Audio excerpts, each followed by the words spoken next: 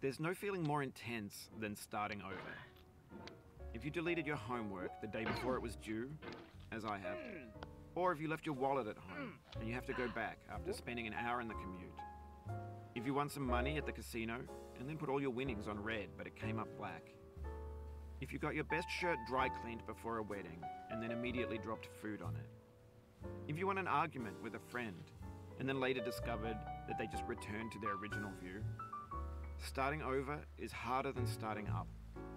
If you're not ready for that, like if you've already had a bad day, then what you're about to go through might be too much. Feel free to go away and come back. I'll be here. Alright, thanks for coming with me on this trip. I'll understand if you have to take a break at any point. Just find a safe place to stop and quit the game. And don't worry, I'll save your progress, always, even your mistakes.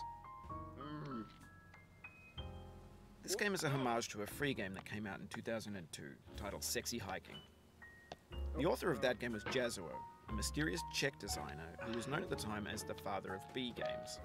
And B games are rough assemblages of found objects. Designers slap them together very quickly and freely, and they're often too rough and unfriendly to gain much of a following. They're built more for the joy of building them than as polished products. In a certain way, Sexy Hiking is the perfect embodiment of a B game. It's built almost entirely out of found and recycled parts, and it's one of the most unusual and unfriendly games of its time.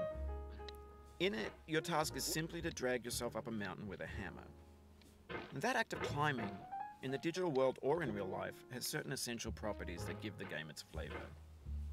No amount of forward progress is guaranteed. Some cliffs are too sheer or too slippery, and the player is constantly, unremittingly in danger of falling and losing everything. Anyway, when you start sexy hiking, you're standing next to this dead tree that blocks the way to the entire rest of the game. It might take you an hour to get over that tree, and a lot of people never got past it. You prod and you poke at it, exploring the limits of your reach and your strength, trying to find a way up and over. And there's a sense of truth in that lack of compromise.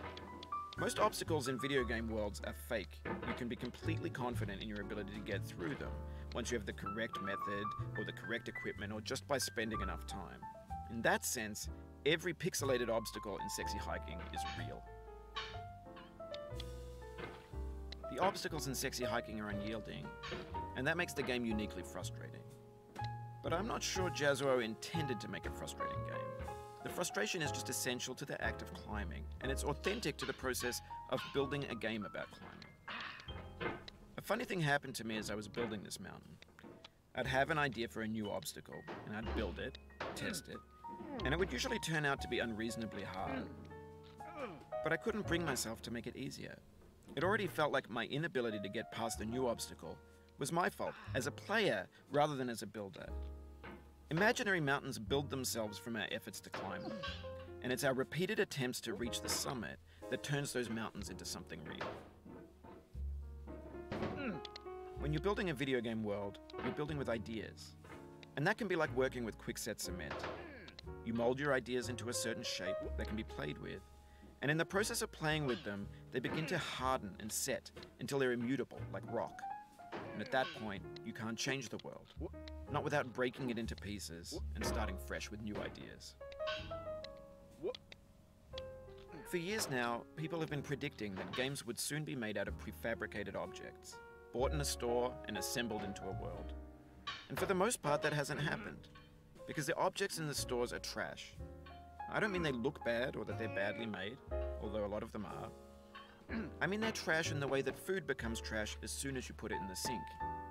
Things are made to be consumed and used in a certain context, and once the moment is gone, they transform into garbage.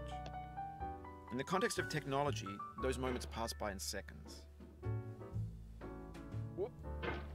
Over time, we've poured more and more refuse into this vast digital landfill that we call the internet. It now vastly outnumbers and outweighs the things that are fresh and untainted and unused.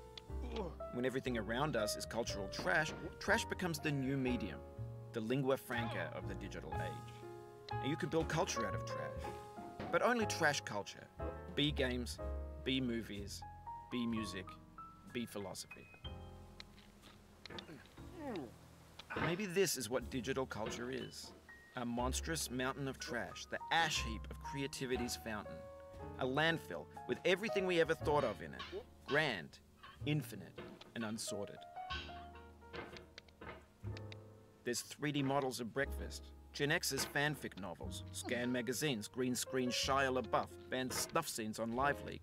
Facebook's got lifelike bots with unbranded adverts and candid shots of Kanye and Taylor Swift mashups, car crash epic failed GIFs, Russian dashcam vids, discussions of McRibs, discarded, forgotten, unrecycled, muddled, rotten, untitled.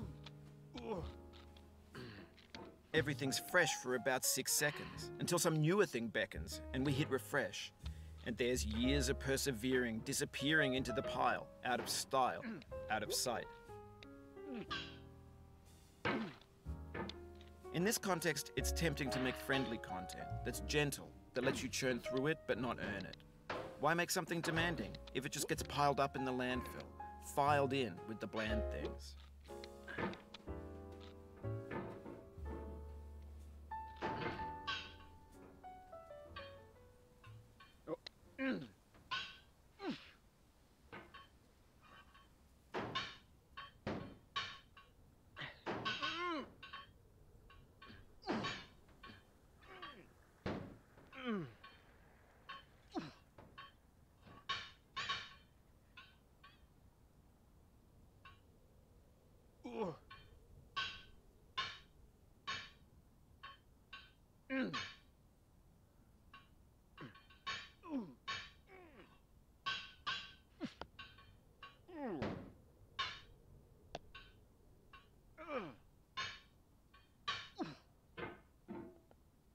Oh, you just lost a lot of progress.